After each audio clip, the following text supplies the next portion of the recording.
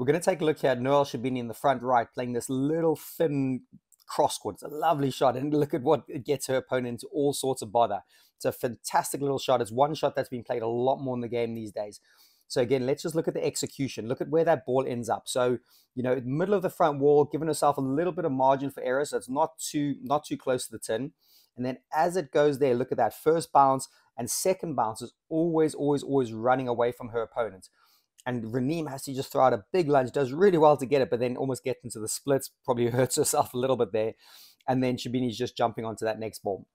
So let's analyze how she's able to do that. So when she's going into this position, look at that threat and option. She just goes there and just keeps, what I really like is she keeps her arm relatively low. Her wrist is quite low, but the magic is slight engagement in the wrist. So that racket head is looking slightly upwards there.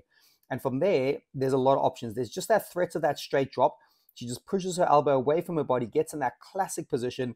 As you notice, open stance, so it's nice and direct, getting to that ball nice and early, nice and open. And from there, if you just watch Reneem for a sec, so we'll just zoom out. Look at Reneem's body position, her shape. She's just having to lean and having to commit over to that side with a threat to the drop. And what Sherbini does so well, she also pops it back down the line really good. So there's all this threat. The damage gets done there. That's where all the damage gets done. There's a lot going on there, and it just basically affects Reneem's position.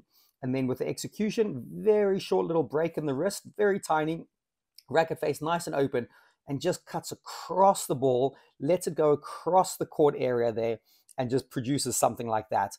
You know, so yes, the accuracy and the execution at the end is important, but for me, it's what she does right at the beginning, how she moves into this ball, how she gets into that position really early, nice and open, a lot of options. From there, the damage can get done.